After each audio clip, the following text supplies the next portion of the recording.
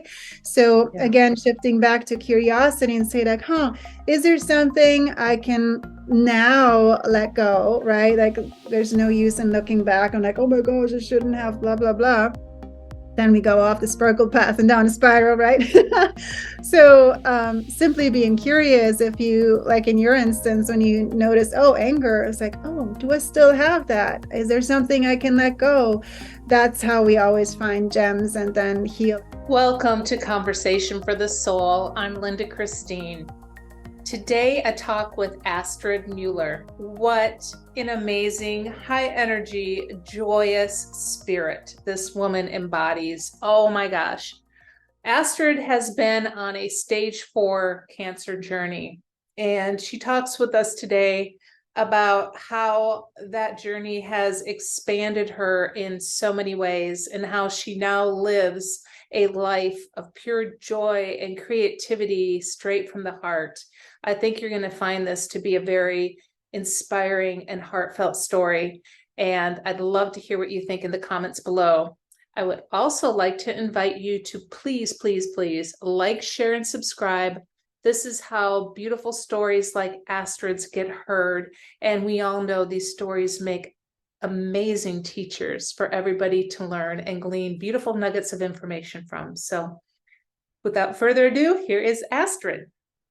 Welcome, Astrid. It's so wonderful to have you here today. You're so bright and shiny. Thank you so much for having me, Linda. It's an honor. And I love your background too. You have a very grounding, awesome farm feel. I like Thank that. you. Thank you. Yeah, this is all my playtime with my dragon paintings and all of that I do. Nice. So anyway, we're gonna get to know each other today, and I'm excited about this because the little tiny bit that I do know about you is that you have a cancer journey to share. And I, as some of my listeners know, had my own cancer journey back in 2013 with stage 3 colon cancer. Yep. So it's quite a wake up. Was this were you always aware and awake, and this was kind of the kick in the pants, or was this like the big let's shake her up and see what's in there? So for me, my waking up started happening around 2016 when I got more curious about what I'm really inspired to do on this planet. And at first, it was inspiring people to do to consult people with branding and help them shine their superpowers to their business. And then I went on that bit of a journey where I suddenly was immersed in this coaching world. I learned a lot about coaching tools for myself and for my business, to grow my business, and started an online business that way.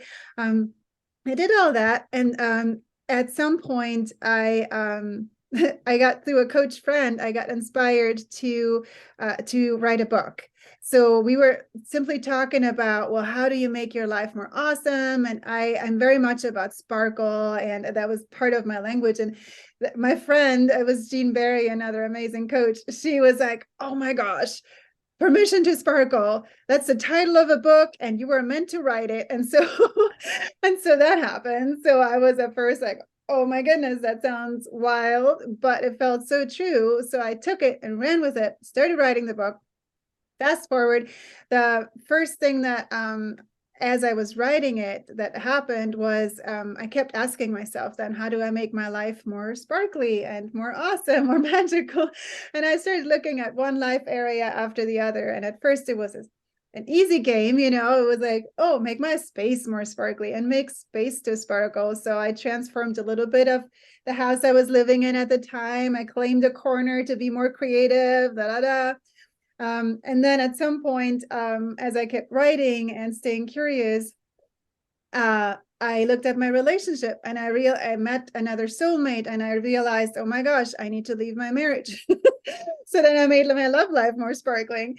And so on it went. Then I got divorced. And my book was almost finished. And that's when I got diagnosed. And so then what happened was I came into the whole journey of cancer. And for me, it was breast cancer, stage 4. It had already spread at like a golf ball sized thing in one of my breasts, and a lymph node and something in my breast, in my lungs.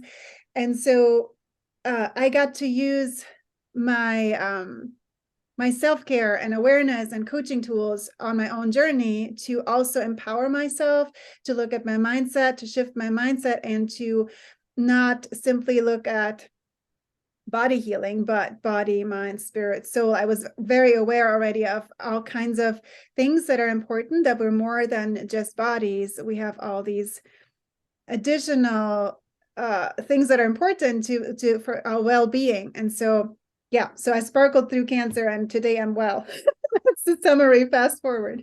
So what year was this that you went through all that? That was in 2020 is when I got diagnosed. Oh Right my, what a in the middle of year. COVID. Yeah. Oh, wow, wow. So this soulmate that you found, are you still with this person? We actually never got together. So it was one of those encounters where it was meant to happen for me to wake me up to realizing that I was actually not fully fulfilled and not fully sparkling in my relationship, and that there were things that I was missing, and I was ready for a next level of sparkle in my life, which doesn't mean that I actually had a good relationship, and I still love my ex-hubby. It's there, but we both had evolved, and the soulmate that I met gave me a mirror that I realized that I needed to align things again and had choices to make. It's so interesting. So many people think this soulmate's going to come and like be Prince Charming and be there forever. And so many times I hear, yeah, they showed up for a little bit and I learned so many things and now it's over. Yeah. Yep. I actually never got together with that guy. Nothing ever happened other than meeting and being jolted away. Mhm. Wow, wow. So how do you do that? You're okay, you're almost through a book and then you hear you have stage 4 cancer. Yeah. How does the book transform at that point? So it was really interesting because, well, at first it put everything to a halt. And obviously I had a different focus on finding myself and taking one step at a time, because it throws you in quite a whirlwind, as you know. And then I had a moment too where I got a little overwhelmed, or a lot overwhelmed, with all the things that were happening. And um, in that middle of that moment, I was actually getting coaching sessions from coaches that was really still working on my mindset, because I was in a business sabbatical too, was trying to figure out what I wanted to do. Anyway, so in that moment, I have two answers for you. So, give me a moment. Oh, not a problem. You have all day, honey. Yeah, so it was this moment of overwhelm, and a lot was happening, and I had this really strong awareness that I noticed how heavy it felt in my body to have heavy feelings, and how unhealthy that felt. And that because I was on this basically life or death journey, I really needed to consider my emotions and my healing. That was a real wake-up call. I needed to become well. I also needed to create wellness feelings. So that really shifted for me. And then I started to remember, oh my gosh, I have my own sparkle principles from my book. And the whole concept of my book is to walk on the sparkle path, which for me is a metaphor to walk in your power and aligned, and listening to your heart, and looking at what is possible. And I started spelling cancer with CAN, with capital I can. And so looking at what we can do instead of what we can't do, and what is wrong and what is missing. So I got back on the sparkle path. And what happened was for me that I started to feel better, because I chose joy as my guide in everything. And also, as I was finishing the book, then at some point, it took me a little while, a breather moment there. I put a little bit of things in there in the book about how I also sparkled through cancer. And I will also have a follow-up book with a playbook with creativity that's specifically then addressing how I navigated and how I got what helped me to get well. So, yeah. It's such an important time when you're going through it. It's interesting. I don't know how they stage cancer, and every cancer is different because mine moved from outside of my intestines into my lymph nodes as well. And then they took my ovaries since it was so close, being that that would be a logical place for the cancer to migrate. So I got to go through menopause full blown at the same time. Yeah. Um, and there's so much at play in the body there that which feeds the mind, and the mind starts racing and all this craziness. So it's so very important to stay centered Yes. and focused. Because otherwise you're just laying in bed after treatment, thinking horrible things. What were some of the top tools that you used in your healing that you found were so very important to you in getting Yeah. better? Yeah. Thank you for that question. And that's such a great conversation for anybody because those are also life tools for wellness, for everything, right? Mm. When we're in such a journey, we remember and we do them. And then we get to carry them forward and do them all the time. So one of the first things that I did was actually connect with my spiritual mentor and connect with higher power. For me, I have my own eclectic beliefs, and this is not about what we believe and which religion. It's not about that at all. But it was realizing and trusting that we are not alone, that there is some higher support there, whether you believe in angels or God, or I call Jesus JC, and I have other guides. So I connected with my spiritual mentor, and the first thing I did was like say, will I be okay? And she's this medium who channels and connects people with their spirit guides and gets all kinds of messages. And at first she kept saying, well, they don't really tell you because you create your future, right? We get to choose. We're not just on a path that just goes somewhere. They're robots. So, but I kept insisting because I can be stubborn like that. I wanted to have an answer. I wanted to know if I'll be okay. And so eventually I got the message, yes, this will be a blip in your reality. You will be okay. And I was like, okay. So that was my first thing, to find a face and really feeling solid that I will be here a long time. And I know that in my heart and soul, and that's the next tool, is to really tuning into my why and why I want to be here, right? Because we have a choice again. So it could be, I could have said like, oh, okay, I feel I'm done. I feel complete with my life, but I feel far from done. I want to do so much still and sparkle up the planet, literally. And so I had my deep desire to live. That was the next tool. And then the third one came to be really what I mentioned earlier, this deep commitment to joy, to create joy for myself and making that a focus. And that was not simply joy in a superficial way, but in everything on a deep level. So it could have been like a self-care moment where, like, after treatment, I might have been so exhausted. One time it was literally opening the window a little bit to get some fresh air, and that gave me more joy. Another time it was forcing myself to go for a walk because I knew it would eventually give me more joy, even though I didn't want to. And other times it was stretching, or it was saying no to things.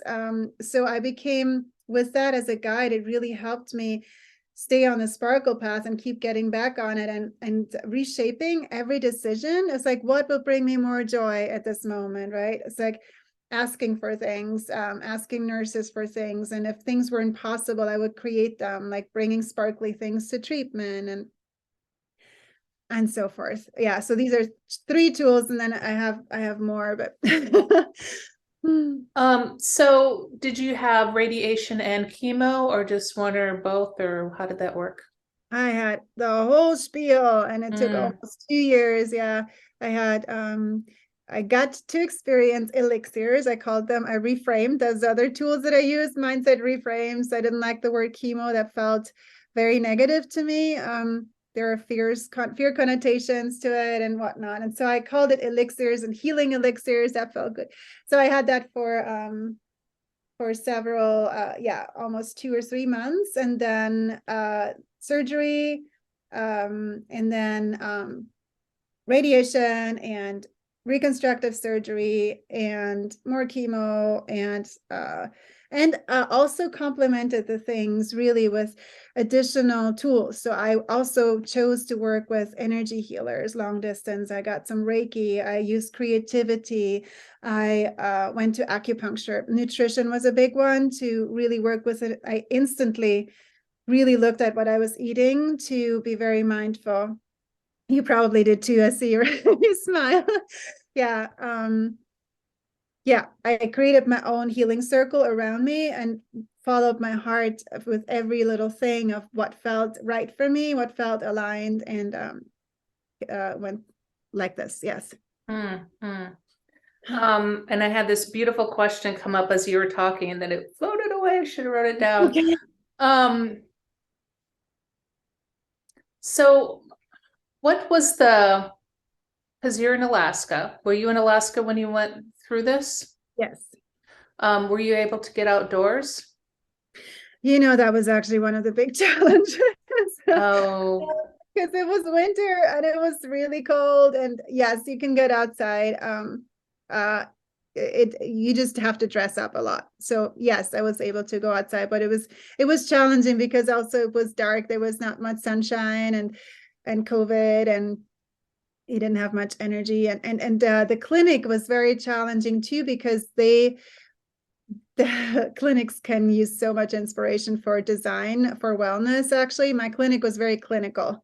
They had fluorescent light. They didn't have a designer in there that designed anything for wellness, because the walls were colored in a way that made me want to gag. It was like a puke colored green. Oh no.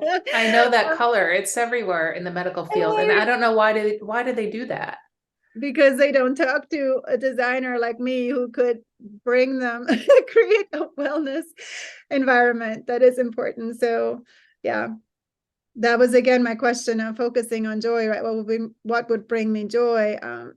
That led me also to that awareness of like, well, if I look at something or something makes me feel sick, like, or sounds, everything, like all the smells, sounds, visuals, if they make you sick, they don't contribute to your wellness. If they make you feel sick even. And so I did everything I could to make myself feel wellness in what I saw, what I touched, what I felt, like everything. So we can impact, and that impacts our body then too. Then you relax, right? And you feel better. And the wellness feeling actually supports your healing.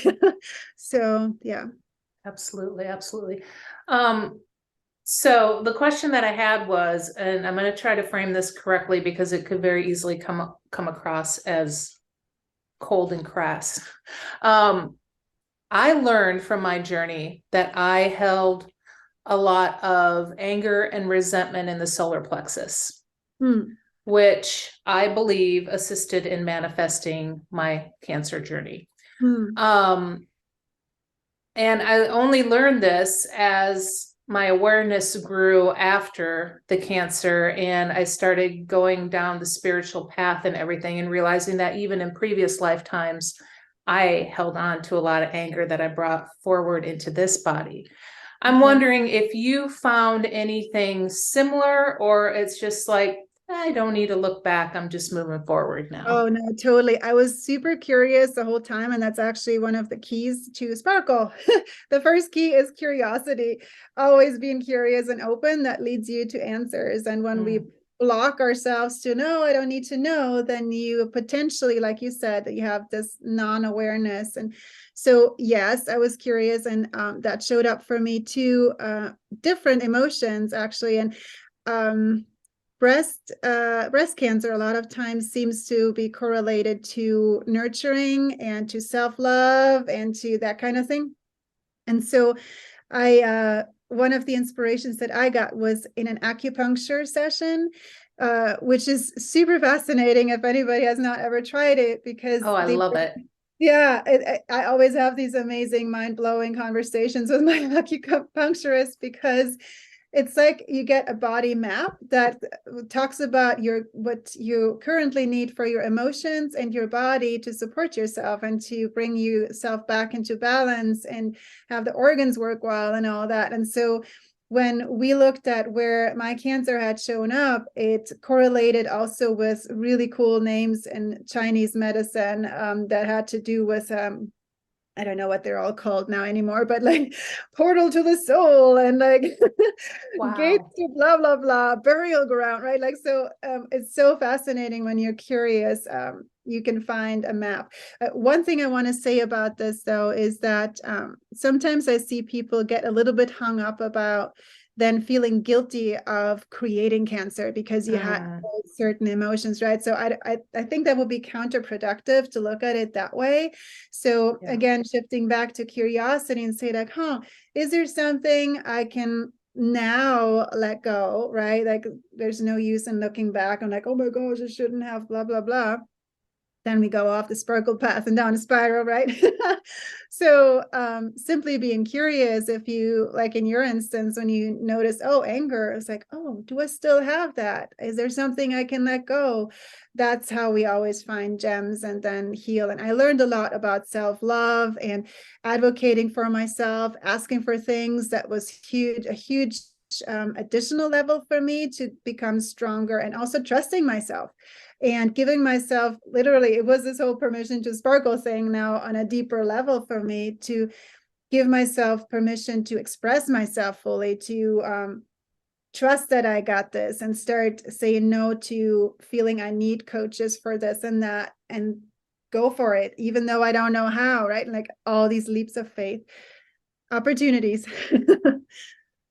Yeah, I think that was one of the biggest lessons that I took away from this journey. And as we're talking here, you hit the nail on the head, Astrid. This is not just a podcast about us talking about our cancer. This is self-love. Yes. And when you can come from that place of self-love and release that negative talk, you are going to heal at so many levels, mind, body, soul. So I just want to throw that out there because, it could be a turnoff for some people. Oh, well, I don't need to worry about that, but you probably don't. But there are so many golden nuggets that you've already shared that are so perfect to the self-love journey as well. And I'm a big advocate of that too. So Love it. the biggie I found, and again, this goes for anything, is asking for help. Mm-hmm. Were you able to get to that place when you were healing and going through your magical elixir journey? Were you able to ask for help? Or did you find that, ooh, this is a place where I really struggle? Well, I made it a thing to actually ask for help, even when I found that inner voice that would pop up. I'm like, oh, that's too much. Oh, come on. Are you a princess? And who are you to blah, blah, blah? Aren't you happy? That's enough. La, la, la, la, la.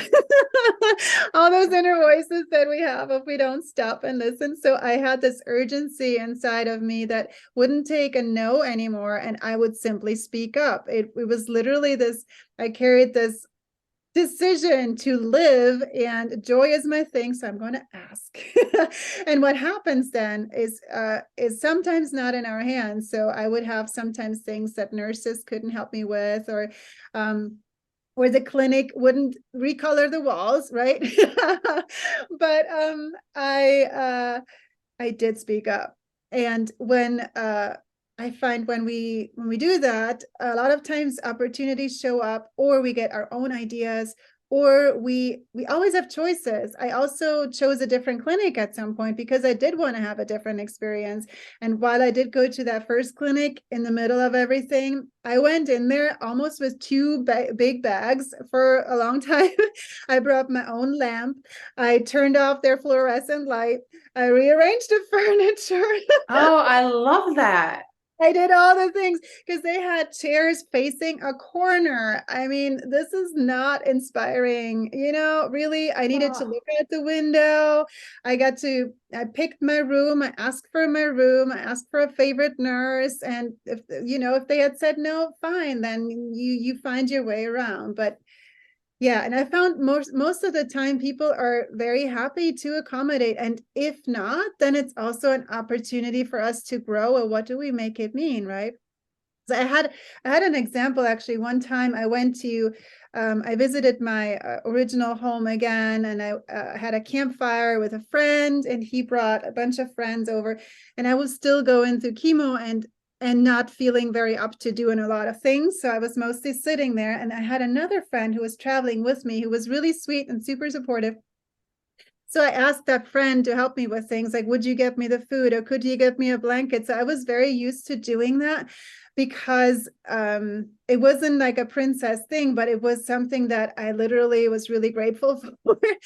And so I had another friend, the host, who then said, wow, you're kind of demanding. I wouldn't put up with that. He said that. And it was so great because I got to celebrate that it didn't phase me anymore that he said that, because I knew that was his story and his perception. I didn't have to make it mean anything about me. I knew it was fine. It was my, so this is also the permission to sparkle game when you stay curious about such mind stories about like, why are you not asking? What are you telling yourself? Can you let that go? Yeah, that's huge. That's huge. Um, did you find that people dropped out of your life that you would have never expected to drop out? I wouldn't say that that happened more after my divorce. Oh, um, I you just did like did it all at the same time, huh? a little bit. Well, the cancer was like about 2 years after, 1.5 years Okay. after, which I learned also is can happen after really traumatic life experiences where we really Mm, are in heavy spaces. Apparently, it can contribute to illness about 2 years down the road. So yeah, bringing joy into your life and processing our things and being kind is actually healthy and helpful to not get sick. um Sorry, I just lost the question. Oh, oh, people people, yeah, yeah, people dropping out of my, so I didn't have that so much with cancer, but what I did notice is that some people didn't know um how to reach out or connect, because I remember I had particular one group of women that I used to know before, that I was, it was like it's an empowerment group, and we were like hanging out like every week. We had calls together like years ago, and I would have thought that they would have reached out to me, and I didn't hear from any of them. I'm like, really? And when I finally did from one, she was like, I didn't know what to say. And so it's an important conversation also to bring to people. Simply check in and say, hey, I see that you're going through this. Sorry to hear that. Is there something we can do for help? What do you need? Even that is already yeah. awesome. Sending love. Or Yeah. even just talking about your trivial moments of the day, because it's nice to hear what's going on outside of, Yes, that world. I agree. Yep. Um, let's go back to your divorce too, because that's something a lot of people are dealing with right now as well. I find it very brave that you were able to look at your soulmate as a mirror and Mhm. realize that your marriage wasn't working out and do something about that. Um, tell us a little bit about how that unfolded, because it sounds like you're still friends, which Yes. is Again. awesome too. I mean, it all doesn't have to come crumbling down Yeah. and be dramatic. Yeah. So we had a super amicable separation, and it happened super fast, because for me, I'm so in my whole life I've been really listening to my heart. At some point I started to do that. And once I feel that something is true in my heart, then I cannot do anything else anymore. It's like it feels so wrong to me to not listen to it. Yeah, also because I know it doesn't lead anywhere good if we ignore it. And so it was only like 3 weeks or something. It took like 2 weeks after meeting that guy that I started really percolating, and oh my gosh. And after 3 weeks, I told my then hubby that I needed to leave. And it was super amicable. He instantly was like out of the way. He's like, okay. So that was the beginning. Very peaceful, left peaceful. And then I did create some complications because I was then also exploring, what do I want? And I met somebody else, and I did my best to be very truthful all the time, but I was in that space of exploring, well, I want more love, romance, da da da. And then that created some complications with my ex. So it wasn't all smooth and candy canes, but we found back again, especially when I got diagnosed too. He was super supportive. He actually took a road trip with me and drove me to the mainland on the boat and all the things. And so, yeah, all good. Wow. Wow. What's what would you tell somebody like a friend that just came up to you and said, I was just diagnosed with X, Y, or Z? It wouldn't even have to be cancer. It could be some other, Yeah. frightening ailment. Yeah. Well, first thing, take a breath and know that it can be okay and it will be okay, and you take one step at a time, right? So a lot of it is to get information first, and it can be overwhelming because so many things, and then you have your fears and you don't know yet, and you don't even know how you can treat and blah, blah, blah. So taking a breath and seeing everything as information as a first thing, and knowing that you always have choices, right? So from there, and then really going back to what I did, I feel that was just so helpful to really, when you take that breath, to connect with your whatever you believe, your higher power, universe, prayers, find a quiet moment to ask also for higher support and to see if you can find some solace in a higher belief, because we don't have to walk this journey alone. Even if you believe on your own eclectic way of like, there's something out there, I don't know what it is, send out a prayer, right? And say like, okay, please support me. And then bring the curiosity in as a guide for step by step, because that's like when our heart speaks to us, when we're still. So and meditation can help us get still. So I used a lot of YouTube sound healing things, or like whatever spoke to me at the time. Sometimes it was angel sound, sometimes it was nature sounds or gongs or dong, I don't know, whatever feels good, right? That can also calm us down. Keep finding back to that calm point. That was a lot of answers, but the breath is the first thing, step by step, and find your trust in a higher support. And then step by step, yeah. It sounds like you did a lot of homeopathic things along with your elixir, as you call it. I was not quite so open yet at that point. I was being fast-tracked into my awakening. So I was very much rigid in thinking I needed Western medicine to deal with this, and wish that I would have been more aware, but that's part of my journey. It just wasn't meant to be that way. And now I am that person that is very much on the holistic path and acupuncture and all those, other philosophies. How did you pick and choose what worked for you, like the sound healing and the acupuncture, but yet you still did the chemotherapy? How did you make those decisions? Well, see, that always comes back to listening to your heart. We know best. So when we pause, and that's actually a simple recipe in the book also, when you're not sure and when you're feeling something feels off, taking that moment to give ourselves silence and to listen to our heart. And our heart and our body knows. And sometimes when I'm not sure and I don't get an answer, I also use muscle testing for those of the listeners and viewers who are open to that kind of thing. That's a practical tool where we can tap into our subconscious through our body as basically as an answering tool. So I use that for some things too. So I still use that sometimes for food or for Chinese herbal medicines. It's really fun to feel like, oh, which one am I resonating with? And you can Google that. Muscle testing. It's an actual practical tool.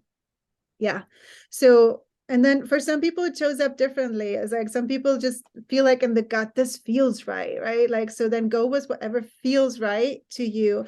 I also had, like one time I had a healer that I worked with and she gave me a session and it was beautiful, but it didn't really do that much for me. I was like, I don't know what this is. It's okay. So I moved on, right? And that's okay. And the Western medicine actually chose that because mine was moving so fast. Like it was, they put me on chemo like as soon as possible. Like I had like 1 week to get my stuff, or put me already on chemo, and like and I was getting a rash and everything. It was like wild. Yeah, it was like urgent. So it felt right for me to do several things, and everybody has their own journey. So there's no one answer at all. Yeah. I always look at my journey as I did the best with the information that I had at the time. Perfect. That's Now perfect. I have a more expanded awareness. So, but I don't plan on ever dealing with that again. So I'm not worried about it. Yeah, exactly. So, what was young Astrid like? Tell us about the years leading up to all of this, and what epiphanies did you glean through Oh my life? goodness. So I was born in Switzerland, and as a very young girl, I had beautiful inspiration from Pippi Longstocking. Oh, And I feel I've become her as a grown-up version, with a playfulness and kind of a doing your own thing and trailblazing and having fun and that kind of things.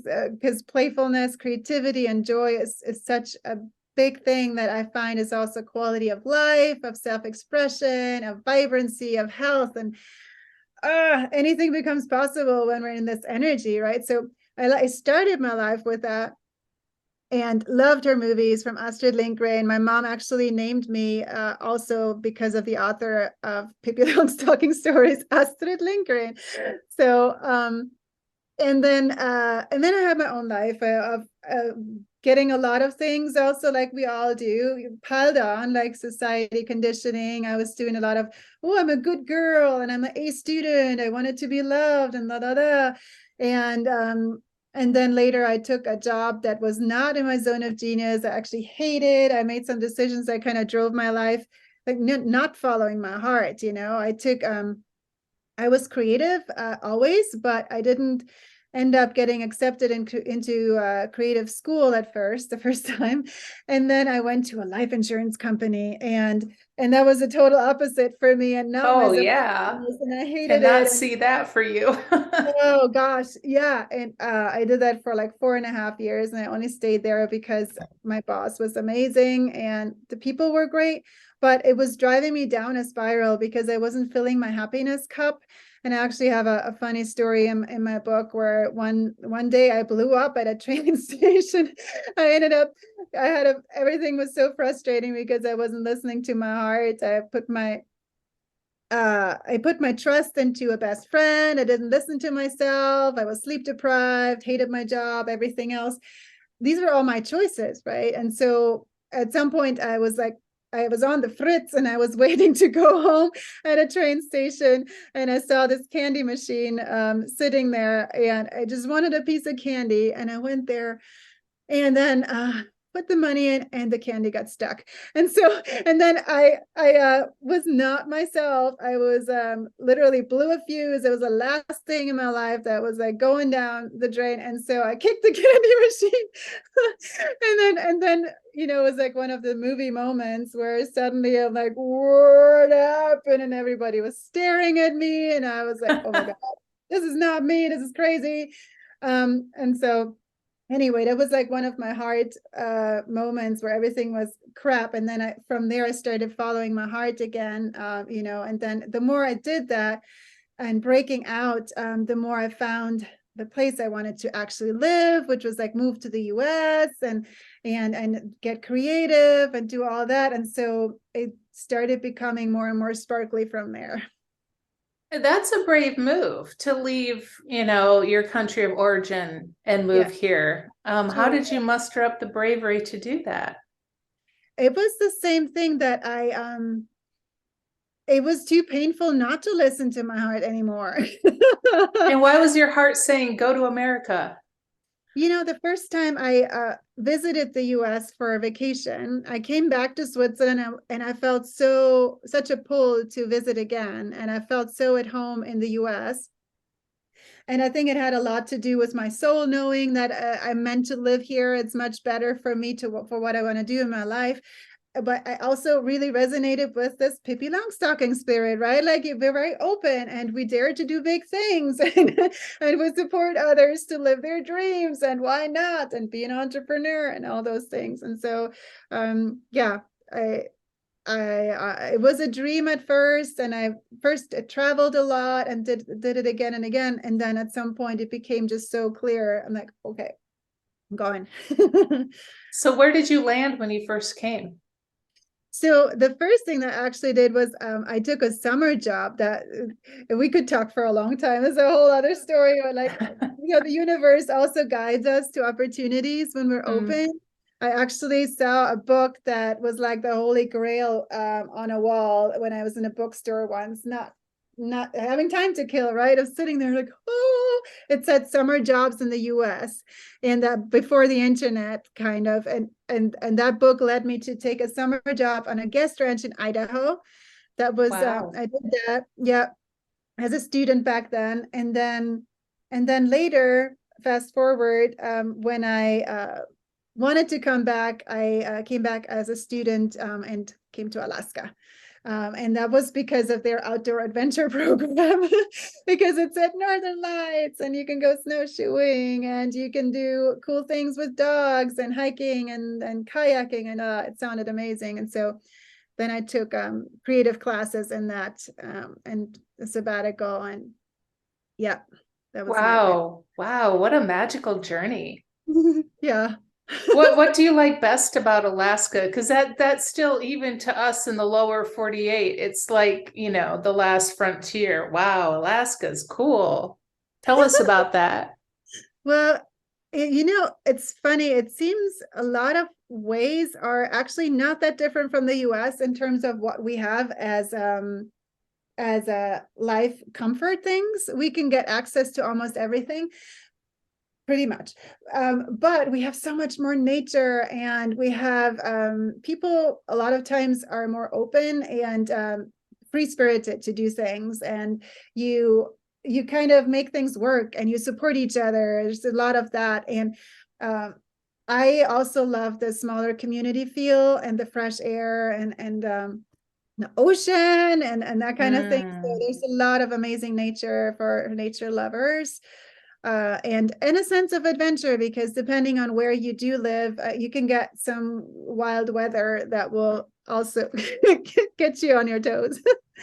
The nature aspect of it feels so magical to me, and that's what I would love to explore.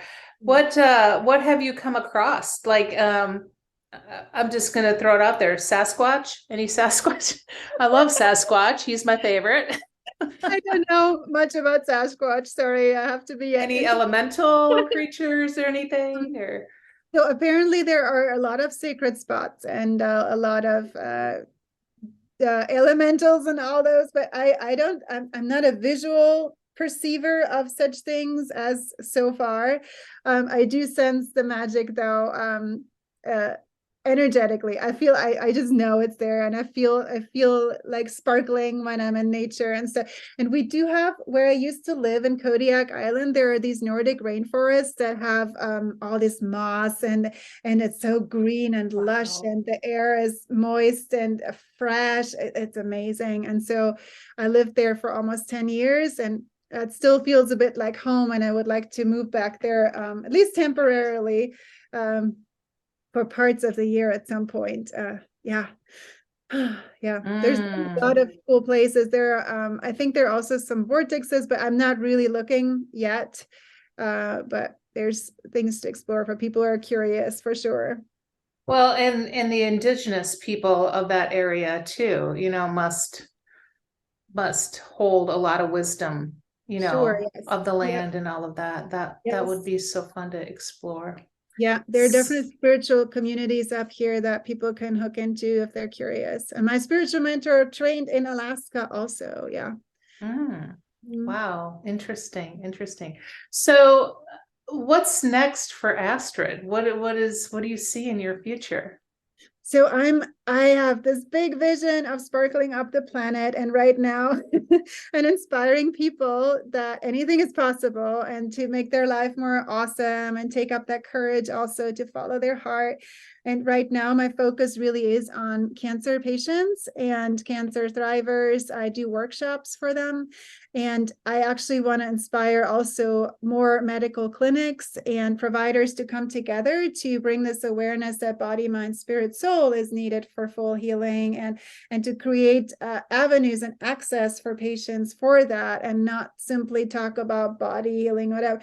So mindset and emotions, bringing that to patients, that's a big passion of mine right now. And so I'm working on some bigger events also, of like a big fundraising gala where I'm bringing people together, and I want to do a pageant, cancer pageant. I'm going to do a retreat online where patients and former patients who want to sparkle up their mindset and let go any fears. So many people have fears of recurrence too, and you don't have to Mm. live with that. I don't have any of that. So I do retreats for that, and I have that on my website too, where people can get access to that. Oh, wow. That's beautiful. That's just beautiful. Well, Astrid, I just wish you all the luck on this amazing sparkly journey that you're on. Thank you so It much. sounds fabulous. If people are looking to connect with you, what's the best way for them to get a hold of you? And I'll also post that in the info box below. Thank you so much, Linda. It's my name. It's the website astridmueller.com. That's AstridMueller.com, and everything is there. Also resources for cancer thrivers and those who want to become one.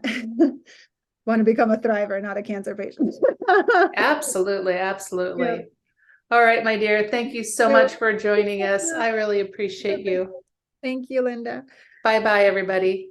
Bye, everyone.